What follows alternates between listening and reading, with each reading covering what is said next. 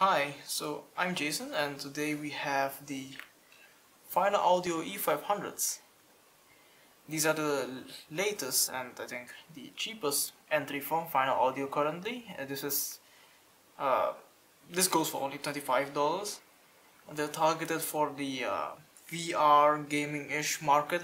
They're supposed to have great spatial audio, but we'll see if they do. Now, before that, we'll start with some disclaimers, and let me just move my keyboard away because I didn't set up my camera properly today, but anyway.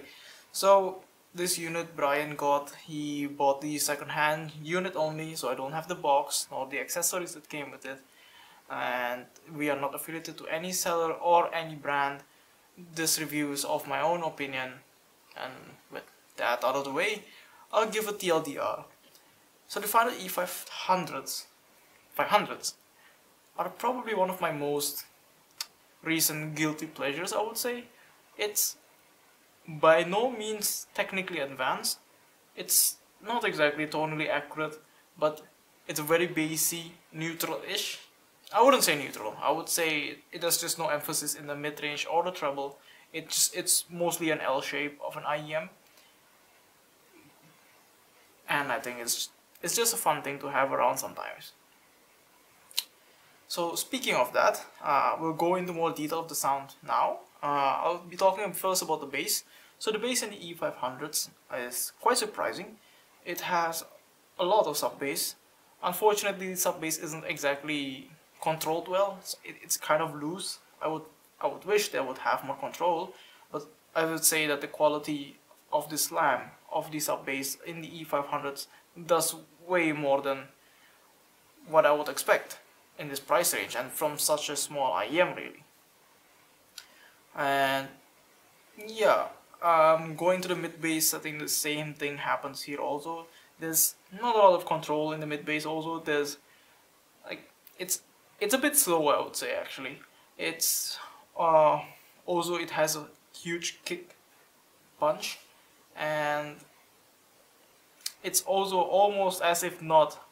It's almost as emphasized as the sub bass. You will be hearing a lot of bass with these IEMs essentially.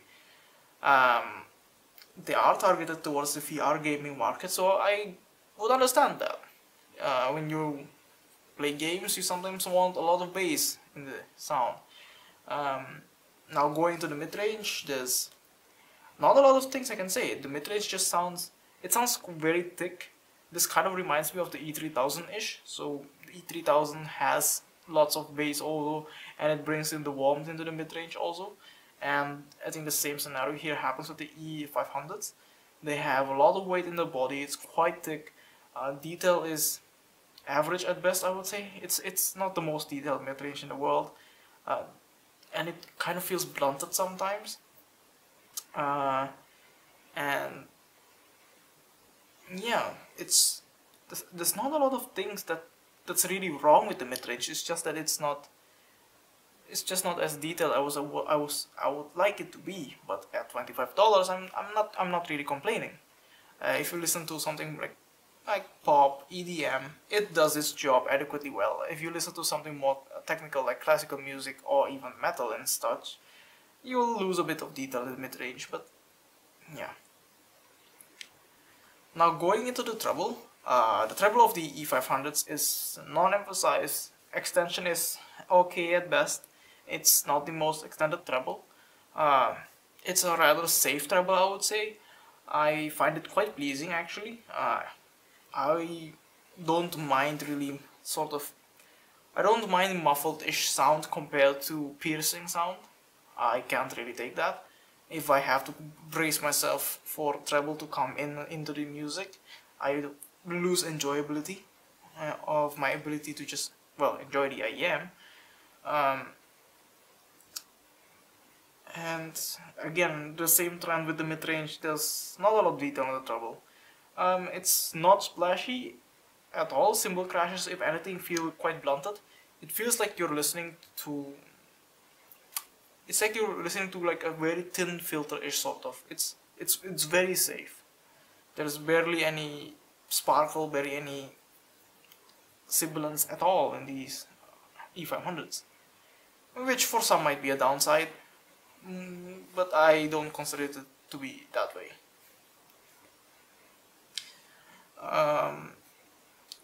Of course, with how they're marketing these towards the gaming and VR market, you would expect them to have good soundstage and imaging, which they sort of do. The soundstage on the E500s are quite good.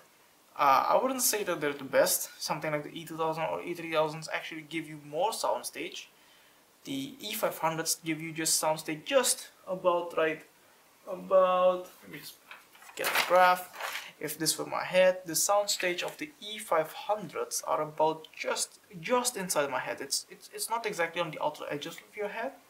It sounds a bit more inside. Occasionally, it can go a bit like here.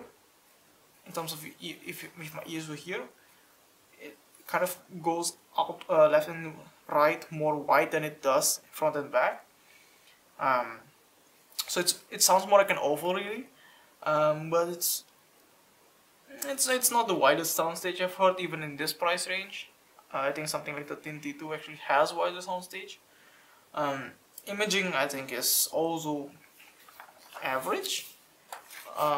It's better than I expected it to be fair, but it's not like it's not as good as probably what the marketing material would think. I mean, would like you to think. It's okay. Like I can vaguely tell where sounds are coming from. I would say in a 45-ish degree accuracy, but I wouldn't rely on these in terms of like for FPS gaming and such. For movies and just casual gaming, I think they do adequately well. But aside from that, I wouldn't put these into heavy FPS duty. If you're used to more traditional bang of buck IEMs such as like the JBL CS100 Is or stuff like that, that usually comes recommended in the $25-ish range, these will probably be a step up. But if you're used to IEMs such as like the T2, or if you've ever heard any of the other E3000-ish lineups, there's definitely still a step below that. Now, although I say all that, I think that overall the E500s, I call them a guilty pleasure for a reason, because even though they're not the most technically advanced IEMs, when I want to just listen to EDM, I just wanna do some chores and just not really care about much in the details of the music. I just wanna hear a beat most of the time. I just plug these in and I don't really have to worry about breaking them and stuff, because as I probably should have gone to the build quality before this section, the build quality of the E500s, they feel sturdy. They're plastic, they're not metal like the E2000s or E3000s. They're more similar to the E1000s, which are also plastic, but these feel a bit sturdier. I'm not sure why. The cable is pretty similar, if not identical to the E1000s. Let me just see if I have the E1000s with me right now. I do actually, hold on. So these are my own E1000s.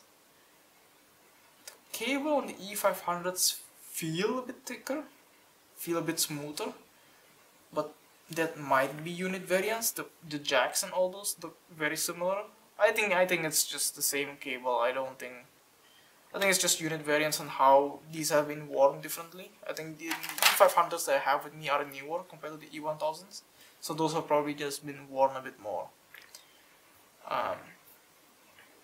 And the E1000s, I've gotten stuck into furniture and all those things quite often these days, so it's proven its build quality. It stands the test of everyday use. So I would expect the E500s to handle the same.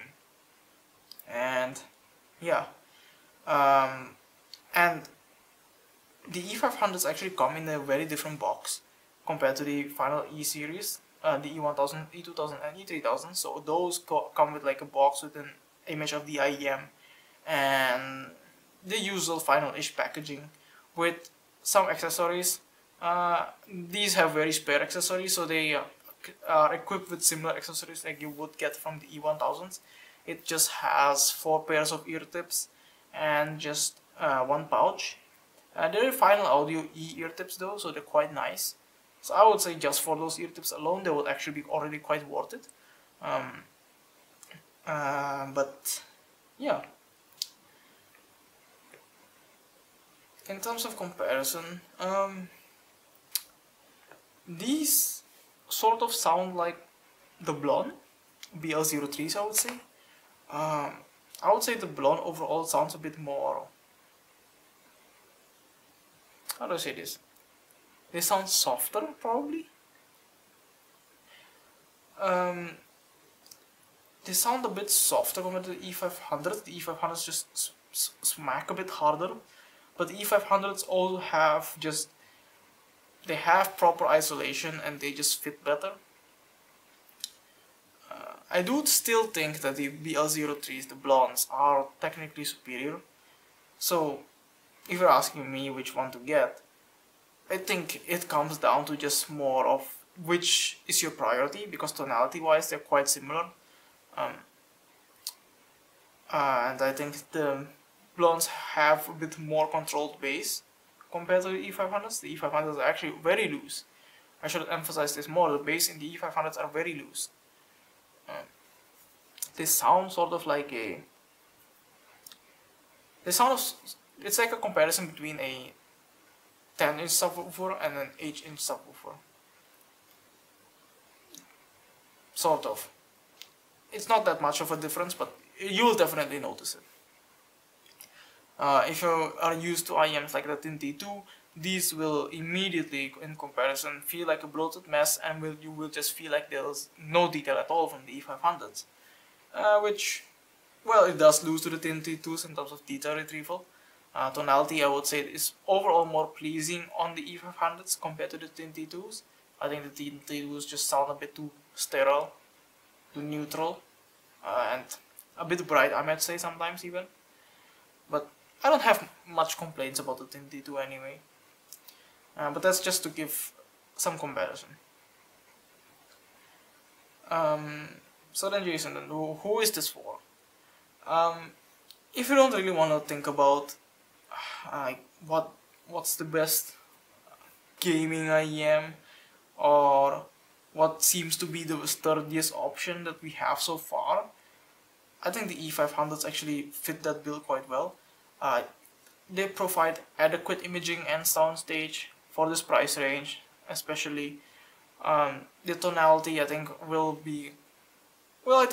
feel quite immersive in most games, especially if you like playing games with lots of explosions. I think these render those quite well.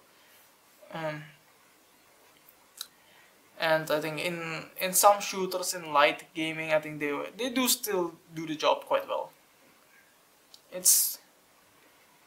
I'm not a professional FPS gamer or anything, so I can't really comment on how much important precise spatial cues are, but I assume that they are very important, so that's why I even bother coming up with that in mind in this review.